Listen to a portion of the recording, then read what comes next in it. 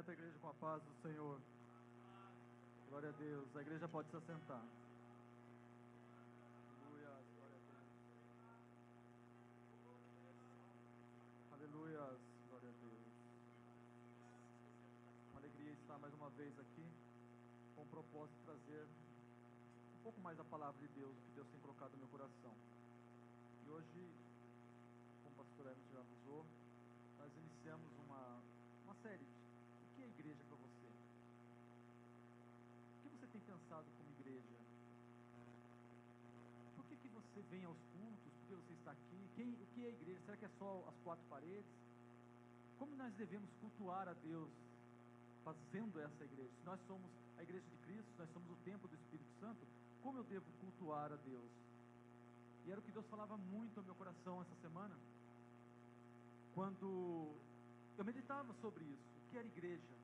Deus falava assim, fala para o meu povo, e Ele me ensinava isso, que se eu sou igreja, e é o que eu quero dizer aqui nessa noite, como eu tenho me portado como igreja, como eu tenho cultuado, como eu tenho demonstrado que realmente eu sou igreja. Então eu vou ler dois textos com a igreja, um em Hebreus capítulo 13, depois nós vamos ler João capítulo 4, apenas 2 versículos, mas vamos ler 19 versículos aqui em Hebreus capítulo 13. Eu vou ler na íntegra para que a igreja possa depois acompanhar comigo. O que Deus falou comigo ao meu coração durante essa semana, quando eu meditava sobre esse tema. O que é a igreja para nós? Como eu devo cultuar a Deus se eu sou igreja? Hebreus capítulo 13, versículo 1 diz assim a palavra do Senhor: permaneça o amor fraternal. Não vos esqueçais da hospitalidade, porque por ela alguns, não o sabendo, hospedaram anjos. Lembrai-vos dos presos, como se estivesseis presos com eles, e dos maltratados, como sendo vós mesmo também no corpo. Venerado seja entre todos o matrimônio e o leito sem mácula. Porém, aos que se dão à prostituição e aos adúlteros, Deus os julgará. Sejam vossos costumes sem avareza, contentando-vos com o que tendes, porque Ele disse, não te deixarei, nem te desampararei. E assim, com confiança, ousemos dizer, o Senhor é o meu ajudador, e não temerei o que me possa fazer o homem. Lembrai-vos dos vossos pastores que vos falaram a palavra de Deus, a fé dos quais imitai, atentando para a sua maneira de viver.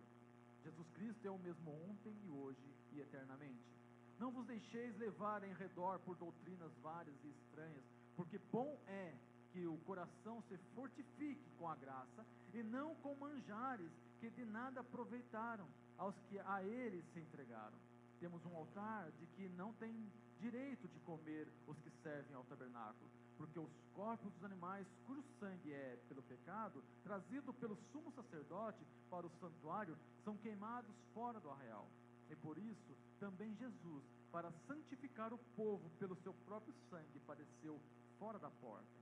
Saiamos, pois, a ele fora do arraial, levando o seu vitupério, porque não temos aqui cidade permanente, mas buscamos a futura. Portanto, ofereçamos sempre por ele a Deus sacrifício de louvor, isto é, o fruto dos lábios que confessam o seu nome.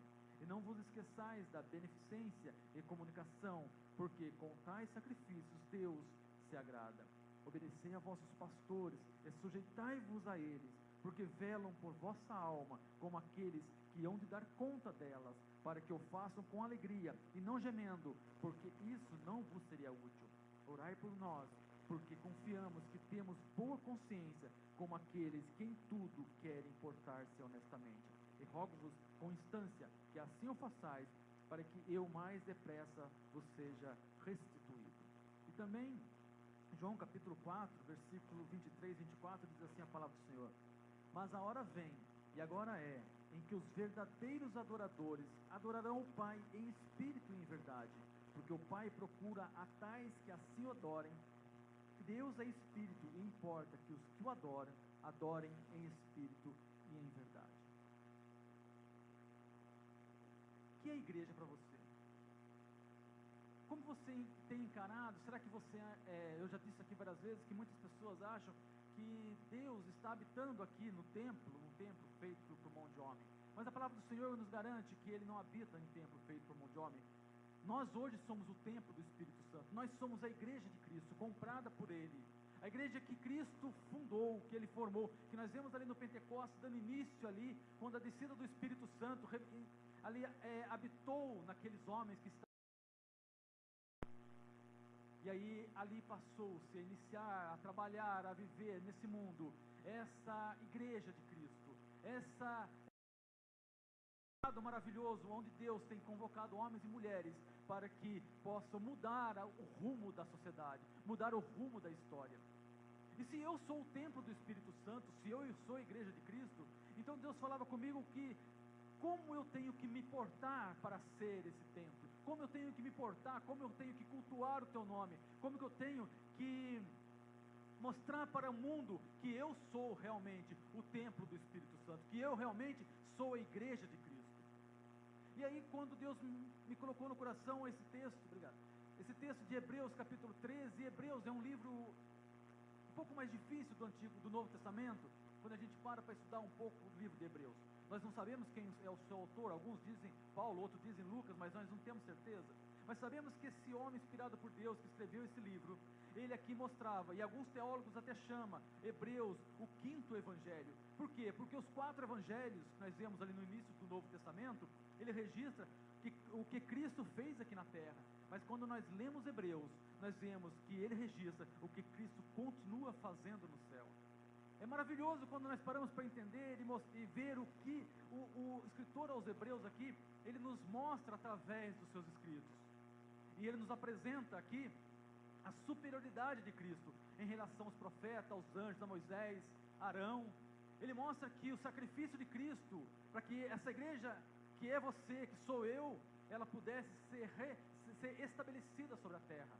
Foi através do sacrifício de Cristo. E o livro de Hebreus, ele nos mostra isso com clareza, ele mostra isso com nitidez. Mas por que esse escritor escreveu esse livro? Qual foi o propósito principal? Para que a gente possa meditar um pouquinho antes de entrar no capítulo 13 que nós lemos aqui. O sacrifício de Cristo que ofereceu foi o melhor do que todos os sacrifícios. E é o que ele mostra aqui. Por que ele falava isso? Porque quando esse livro foi escrito, o povo hebreu estava passando por uma grande crise.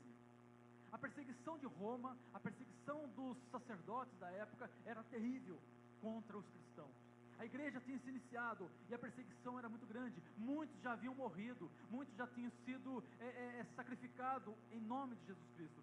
Muitos mártires já tinham sido levantados, muitos apóstolos já tinham morrido. Então aqui a perseguição era tão grande que muitos começaram a pensar até em desistir do cristianismo, desistir de ser igreja e voltar a ser o que eles eram como judeus, voltar para o templo, que era o que os sacerdotes, os dominantes da época, os príncipes da época queriam que eles fizessem.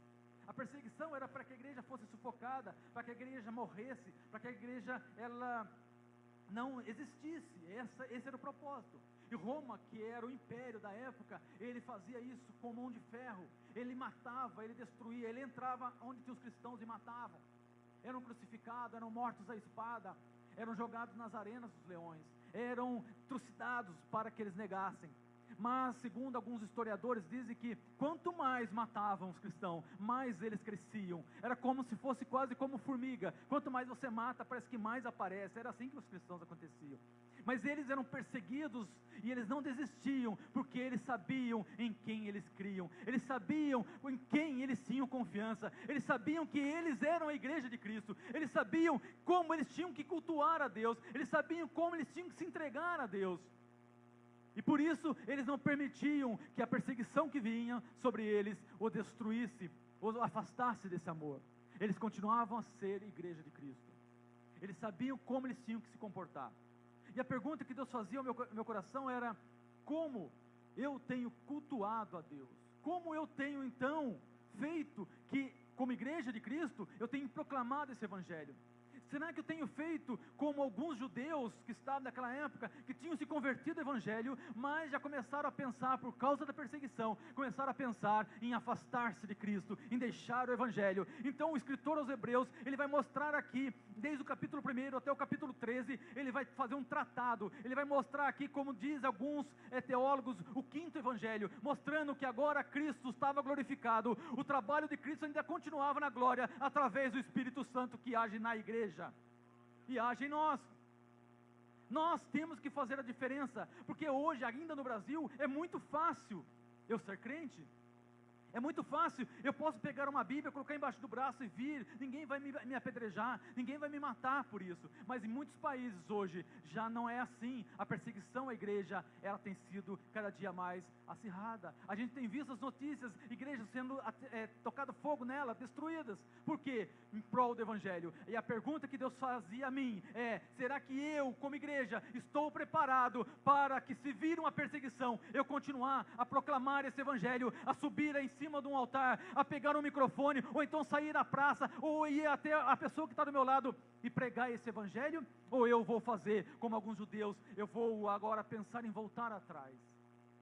Se eu realmente cultuo a Deus de acordo com o que Ele nos apresenta na sua Escritura, através da palavra de Deus, você pode ter certeza que pode vir a perseguição que vier, eu não vou arredar pé, eu não vou desistir, porque eu estou firmado, não em mim, mas eu estou firmado em Jesus Cristo, aquele que morreu e ressuscitou, e é o dono da igreja, deu a sua vida e me comprou. Então eu pertenço a Ele, e como pertenço a Ele, eu tenho que fazer de acordo com o que Ele quer que eu faça. Como tem sido o seu culto a Deus? Quando eu estudava esse texto, eu li uma reportagem que chamou-me muito a atenção. A revista Los Angeles Times, recentemente, falou sobre uma igreja no sul da Califórnia, que distribuiu alguns panfletos anunciando seus cultos. Nesses panfletos que ela anunciava seus cultos, dizia assim: olha o anúncio do culto. Horas agradáveis de música country de Deus. Os panfletos audaciosamente prometiam, aqui estava escrito nessa matéria, dança semelhante à quadrilha logo depois do culto. De acordo com o artigo da revista, o pastor também dançou calçado de botas de couro e vestido com jeans. Isso o repórter viu, ele foi ver isso. O pastor justifica esse movimento como a revitalização de sua igreja. O artigo da revista descreve a manhã de domingo na igreja e mostra como eles fizeram. Eles diziam nessa reportagem que os membros ouvem os sermões cujos temas incluem, por exemplo, a picape Ford do pastor. Após o culto, os membros dançam com músicas de uma banda chamada Os Anjos do Cabaré. E o que mais poderia ser? A frequência da igreja está aumentando rapidamente. Isso é a igreja de Cristo? Será que o inimigo não está torcendo totalmente para, em vez, já que ele não consegue destruir de fora para dentro, ele começa então a destruir de dentro para fora? O que aconteceu depois, no 3º século, quando os cristãos perseguidos continuaram a crescer, continuaram a se espalhar pela face da terra? Os romanos vinham para destruir, mas não adiantava. Eles continuavam a crescer, a proclamar o Evangelho. Eles eram mortos nas arenas, mas eles continuavam a ser igreja de Cristo. Eles não desistiam, porque eles sabiam em quem eles criam.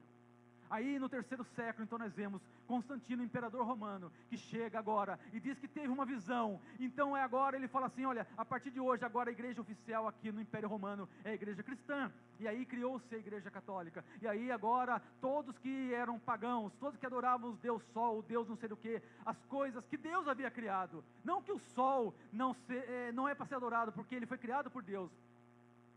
Mas os homens adoravam como Deus. Esses homens então agora, eles vêm com seus rituais para dentro da igreja cristã.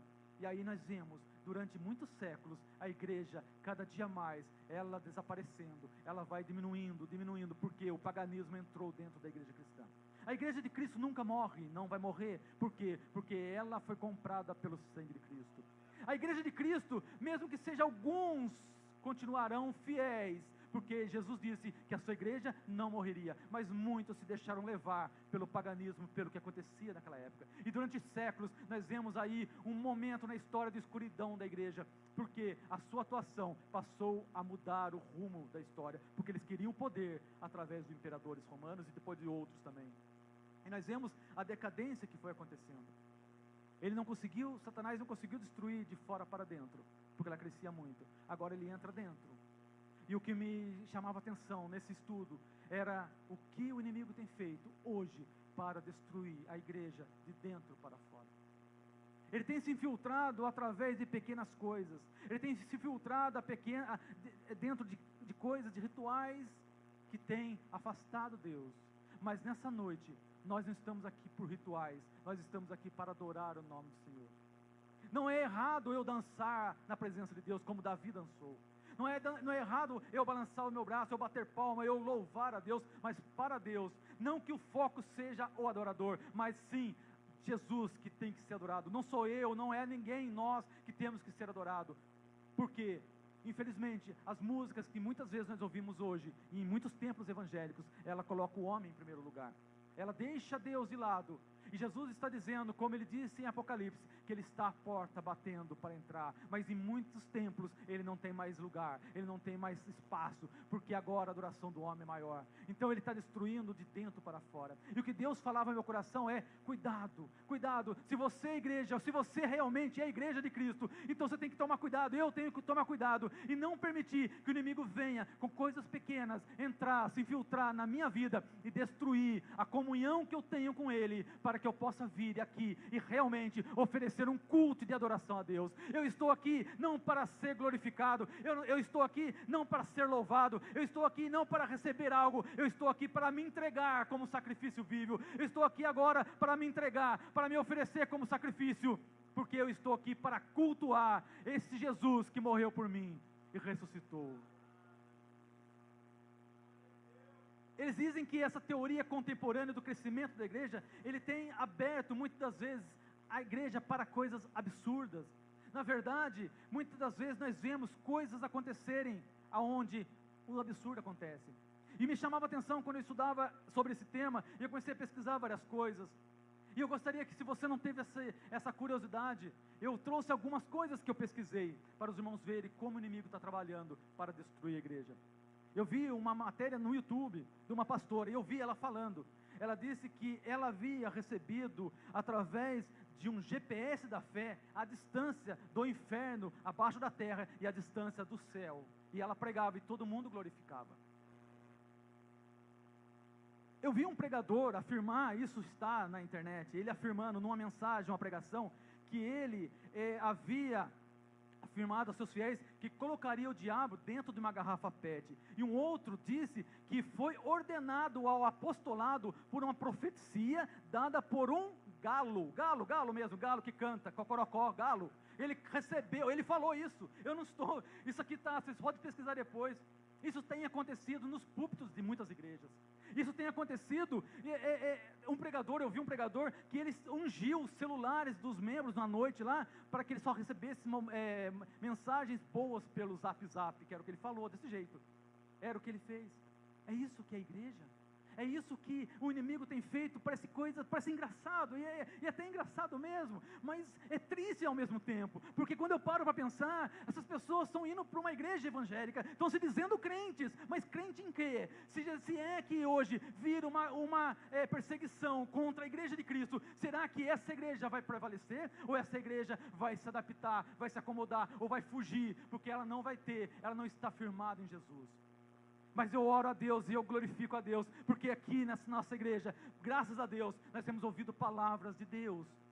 Nós temos homens ungidos de Deus que têm pregado a palavra, e a palavra não pode sair daqui, porque a responsabilidade nossa é muito grande. O que é a igreja para você? O que é o verdadeiro culto?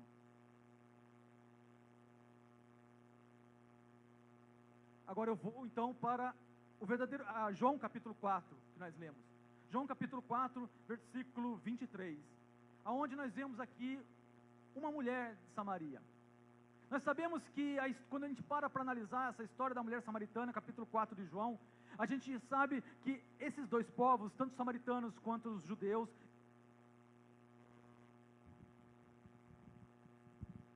amém, obrigado pastor, ali a bateria já foi, glória a Deus.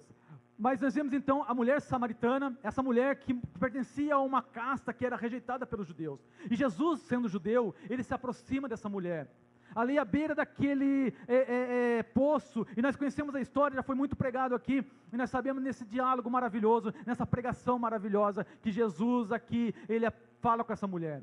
Mas o que me chamava a atenção não é a história em si, não é a rixa entre judeus e samaritano. Era a frase que Jesus fala no versículo 23 e 24. Essa frase que ela foi deixada não apenas para a mulher, ela foi deixada aqui, escrita por João, para que a igreja entendesse o que é realmente ser igreja de Cristo.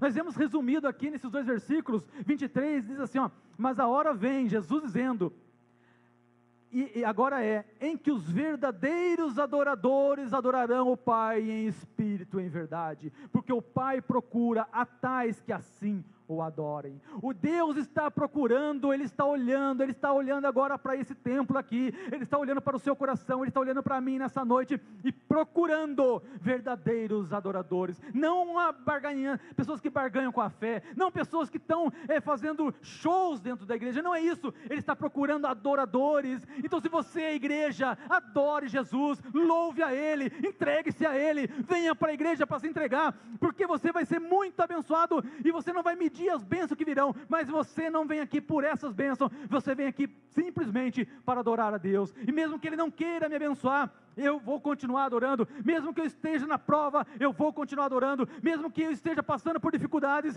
eu vou continuar adorando, mesmo que as ondas do mar se revoltem, mesmo que as tempestades venham, como foi cantado há pouco aqui, maior que seja a onda, eu vou continuar adorando. O verdadeiro culto é aquele culto de adoração a Deus. O que é adoração em espírito e em verdade? Essa frase, ela sugere primeiramente que a adoração verdadeira envolve tanto o intelecto quanto as emoções. Salienta a verdade de que a adoração tem de ser focalizada em Deus e não no adorador. O meu foco é em Jesus Cristo, o meu foco é em Deus, não em mim. Eu não sou o centro é Jesus Cristo, o centro é o dono da igreja e eu pertenço a Ele, eu sou dele, assim eu serei igreja de Cristo. O que é igreja para você? O contexto também aqui demonstra que Jesus estava dizendo que a adoração verdadeira é mais uma questão de essência do que de forma. Ele estava ensinando que a adoração envolve o que fazemos em nossa vida, não apenas o que fazemos no lugar formal da adoração. Eu não adoro a Deus apenas no templo, eu adoro em todos os lugares, porque eu sou o templo do Espírito Santo. Quantas pessoas que, por comodismo, acham que o momento de adoração é apenas aqui no templo, mas não, o meu modo de agir, o meu modo de falar, o meu modo de andar, o meu modo de me comportar, ele tem que ser um modo de um adorador. Esse adorador, adorar não é só cantar, adorar não é só balançar os braços, adorar não é só dançar, adorar não é só estar aqui na igreja falando línguas, adorar é em todos os momentos da sua vida. Você e eu temos que adorar a Deus constantemente. Se a perseguição vier, eu saberei me comportar, porque eu sou um adorador. Eu não vou deixar essa adoração. Adorar em espírito e em verdade é adorar a Deus de todo o coração, com a ajuda do Espírito Santo. A verdadeira adoração vem do coração, não dos fatores externos, como o lugar onde estiver, não é isso. Ela tem que vir de dentro, eu tenho que sentir, eu tenho que saber que eu não estou aqui para passar o tempo, eu não estou aqui apenas para ouvir um sermão bonito, eu não estou aqui apenas para cantar uma música bonita, mas eu estou aqui para me entregar e sentir a presença de Deus. O pastor Hermes falava pouco sobre os 3 dias do Congresso das Irmãs. Prestaram atenção nos hinos que foram cantados aqui. Prestaram atenção que quando a gente cantava, ali parecia que a glória de Deus estava descendo aqui nesse templo, porque os hinos eram hinos de adoração a Deus, não era hino de louvor ao homem. Ali nós louvávamos o Criador, nós louvávamos esse Jesus que se entregou por mim, que morreu, que ressuscitou. Ali falava da morte dele, do sofrimento dele, para que eu tivesse vida. Isso é adoração a Deus. A adoração, ela vem do coração, ela vem também da nossa mente, do intelecto. Quando ele fala aqui no versículo 24, Deus é Espírito e importa que os que o adorem em Espírito e em verdade, ou seja, com intelecto, com sabedoria, com inteligência. Eu não sou um fantoche, eu não sou guiado por pessoas, não é alguém chegar aqui e falar assim, eu vou ungir seu celular, que você vai sair daqui feliz, não é isso. Ou então alguém dizer que foi agora um apóstolo, porque um galo falou para ele que ele é apóstolo, e eu ainda glorificar. Não é isso que vai me fazer adorar, vai me fazer adorar pela minha inteligência, conhecendo essa palavra e entendendo que através dela é o único meio de eu alcançar, chegar a Deus, é através da palavra, através da oração, como diz o escritor aos Hebreus, ele mostra isso para nós. Adorar é mostrar amor, respeito e dedicação a Deus. Rituais como ir à igreja e cantar louvores ajudam a expressar essa adoração, mas só tem valor quando são fruto do desejo do coração de adorar a Deus. Deus não se agrada de rituais sem sinceridade. Não adianta eu vir aqui apenas por vir. O salmista diz no Salmo 51, verso 16 e 17, pois não desejas sacrifícios, senão os daria. Tu não te deleitas em holocausto. Os sacrifícios para Deus são o espírito quebrantado. A um coração quebrantado e contrito não desprezarás, ó Deus. É o seu coração quebrantado que vai fazer com que mude, com que essa graça, essa glória chegue a você. Eu já disse várias vezes a vocês, já disse aqui nesse púlpito que se você não teve ainda o prazer, o privilégio de ler a Bíblia lá na sua casa, num canto da sua casa, no seu quarto, não sei, e apenas lendo a Bíblia, você começar a chorar, porque o Espírito Santo começa a falar em seu coração. Se você nunca teve isso, então você não sabe o que você está perdendo, porque muitas das vezes, chorar quando um hino bonito é cantado, chorar aqui no meio, aqui entre nós, é mais fácil. Mas você sozinho, começar a ler a Bíblia, e o Espírito Santo começar a falar com você, e você vai começar a ouvir o Espírito Santo, e você começa a orar, e conversar com Ele, e ler a palavra, e de repente você está falando línguas, você está chorando, sozinho, ali sem ninguém, sem nenhum emocionalismo, nada, você está ali apenas se entregando. Isso não tem preço, isso não tem preço, isso é adorar a Deus.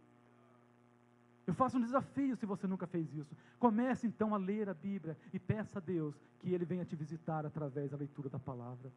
Que Ele venha te visitar quando você estiver se entregando a Deus. Por que Jesus falou então em adorar em espírito e em verdade? Ele falou porque nós devemos nos entregar. Nós devemos adorar, não ali, não era como os judeus que queriam adorar apenas o templo, ou então os samaritanos que queriam adorar na montanha, nos montes. Não era no monte sagrado, não era isso, não era o lugar que importava. O que importava é que eles se entregassem, eles se dedicassem e eles estivessem assim entregues a Jesus. Era o que ele mostrava. Mas a hora vem, e agora é, em que os verdadeiros adoradores adorarão o Pai em espírito e em verdade, porque o Pai procura a tais que assim o adorem. Será que Ele te encontrou hoje? Será que Ele te encontrou hoje quando Deus está procurando? Será que se Deus agora, olhando agora dos altos céus e olhando aqui para nós, aqui no nosso templo, aqui, nesse culto que nós estamos aqui, Ele encontrou você, Ele encontrou a mim como um verdadeiro adorador? Porque a Bíblia diz que Ele está procurando adoradores. Ele está procurando adoradores. Mas quando eu volto aqui para Hebreus capítulo 13, e eu vejo aqui nesse último capítulo de Hebreus, quando eu faço um estudo do livro de Hebreus, eu vejo todos os pontos importantes em que esse autor queria mostrar para os judeus que queriam desistir, que Jesus estava trabalhando por eles. Jesus não desistiu de você. Jesus, pelo fato de não estar aqui na terra, como Ele esteve com os discípulos, Ele não desistiu, porque Ele mandou o Espírito Santo, que está com a igreja e que anda conosco. Ele continua a trabalhar por nós no céu. A Bíblia diz que Ele continua a interceder ao Pai por nós. Ele continua a interceder ao Pai por nós. Esse Jesus que desceu da sua glória, nós falamos aqui já em algumas mensagens anteriores, que Ele desceu da sua glória, Ele deixou tudo para trás para nascer de uma mulher. E voltou para o céu, tendo essa forma nossa. E desse mesmo modo Ele descerá ainda para arrebatar a igreja. E para reinar durante 1000 anos com a igreja. Esse mesmo Jesus era o que o autor aos Hebreus estava dizendo. Era o que o autor aos Hebreus estava mostrando aqui.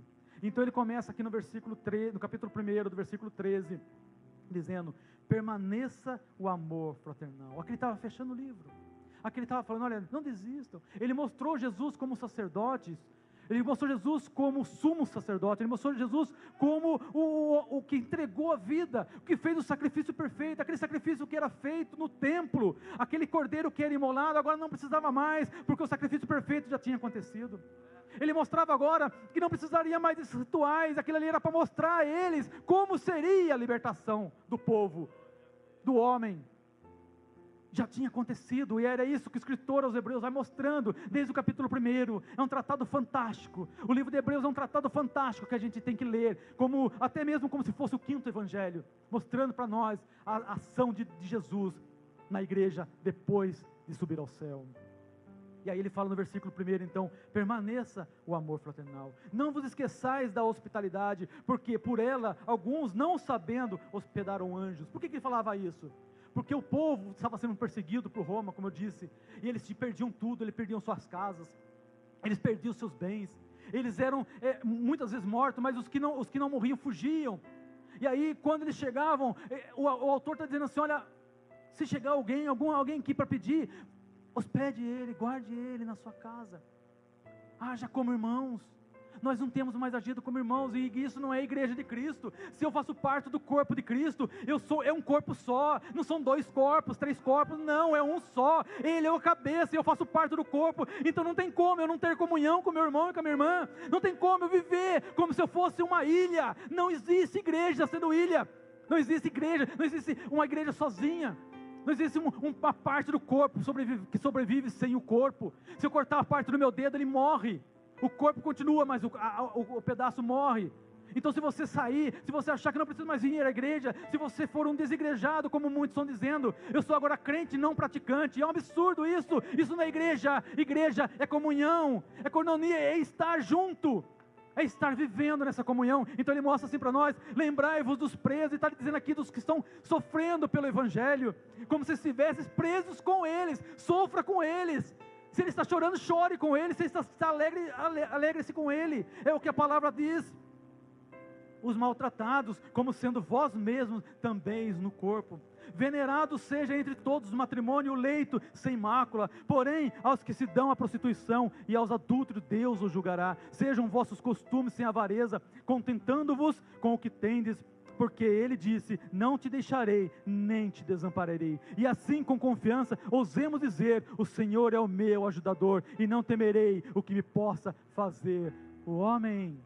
Pode vir a perseguição, eu posso perder meu emprego, mas eu vou continuar adorando. Então essa primeira parte aqui, eu grifei como o gozo da comunhão espiritual. Isso, o prazer da comunhão espiritual. A base para essa comunhão é o amor fraternal. Como cristãos, esses hebreus, sem dúvida, haviam sido rejeitados pelos seus amigos e parentes. Muitas pessoas, quando viam eles se converterem ao cristianismo, rejeitavam eles perdiam tudo.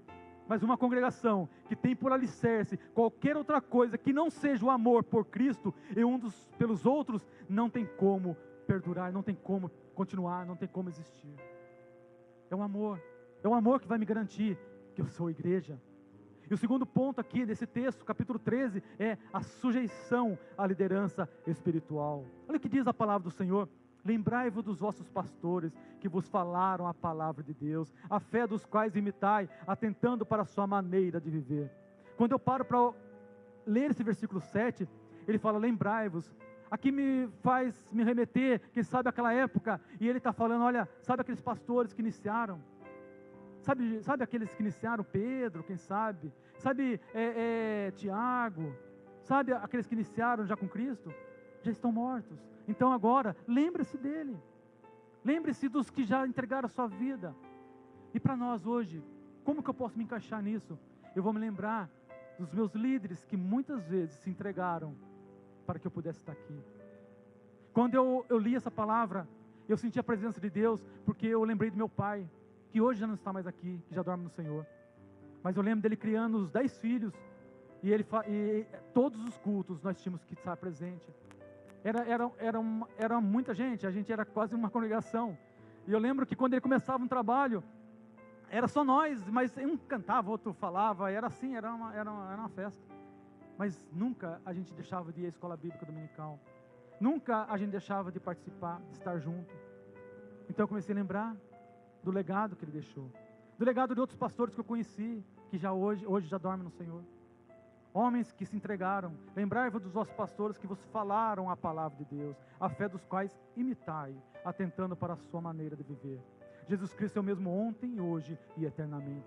Não vos deixei levar em redor por doutrinas várias e estranhas. Essa, como eu falei há pouco, que tem acontecido. Doutrinas estranhas, esquisitas, que tem aparecido na televisão, tem aparecido na internet, tem aparecido nos templos evangélicos. Pessoas que se dizem crentes, mas que estão vivendo através de doutrinas várias e estranhas, que têm afastado você de Cristo. No capítulo 17 diz assim: obedecei a vossos pastores e sujeitai-vos a eles, porque velam por vossa alma. Agora ele está falando do seu pastor, do seu líder local. Ele está dizendo aqui no versículo 17: e sujeitai-vos a eles, porque eles velam por vossa alma, como aqueles que hão de dar conta delas, para que eu faça com alegria e não gemendo, porque isso não vos seria útil. Quanta ovelhinha é nervosinha, e quando o pastor vai lá para cuidar da ovelhinha, ela dá um coice no pastor. Você não é essa ovelhinha que dá coice no pastor, né? Era o que Jesus falava para mim. Será que eu estou fazendo isso? Será que eu estou fazendo isso com o meu líder, que Deus colocou sobre a minha vida? Isso é ser igreja. Isso é ser igreja. Lembrar, agora, obedecei a vossos pastores, porque eles velam por sua palavra. No versículo 24, saudais todos os vossos chefes e todos os santos. E aí ele fala sobre a Itália. Saudai, conversai, se aproximai. Fale com seu pastor. Está com problema? Está alegre? Compartilhe. É isso que ele está falando quando ele fala saudai aqui. Converse. Graças a Deus nós não temos nenhum, aqui na nossa igreja, nenhum líder estrela que não fala com ninguém. Eu não estou falando porque eles estão aqui atrás de mim, não. Eu estou falando porque eu estou falando diante de Deus. E todos sabem disso. Eu posso me aproximar. Eu posso ser igreja. Eu posso ser igreja. E terceiro ponto para a gente encerrar. A participação no culto espiritual. Versículo 10 em diante diz assim: isso é um culto, é ser igreja. Temos um altar de que não tem direito de comer os que servem ao tabernáculo, porque os corpos dos animais cujo sangue é pelo pecado trazido pelo sumo sacerdote para o santuário são queimados fora do arraial. E por isso também Jesus, para santificar o povo pelo seu próprio sangue, padeceu fora da porta, mostrando ali que não precisava mais de sacrifícios, porque Jesus já tinha feito esse sacrifício perfeito, ele já tinha feito. Saiamos, pois, a ele fora do arraial, levando o seu vitupério. Saiamos. Não fique dentro de quatro paredes apenas. Saia proclamando esse evangelho. Você é a igreja. Por certo, os cristãos da nova aliança não estavam envolvidos com cerimônias e utensílios no tabernáculo ou templo terreno. Mas isso não significa que não possui as bênçãos que tais símbolos poderiam tipificar. Nós não temos mais aqueles rituais, mas as bênçãos que foi apresentada no Antigo Testamento, elas são apresentadas a nós. O judeu, sobre a antiga aliança, poderia apontar para o templo, mas o cristão tem um santuário celestial e indestrutível. Ah, glória a Deus. O que é o meu santuário? Para onde eu olho agora? Para o templo? Aqui no Brasil fizeram um templo de Salomão. Não é para o templo de Salomão ou para o templo lá de Jerusalém que eu olho agora, ou para as montanhas. Jerusalém é maravilhosa, quem puder conhecer deve ir. Mas não vou lá para adorar. Eu vou lá apenas para conhecer a história. O lugar onde meu Jesus pisou, o lugar escolhido por Deus para que o seu povo ali habitasse, mas não é um lugar de adoração. Eu agora olho para Cristo, o autor e consumador da minha fé. O que é a igreja para você?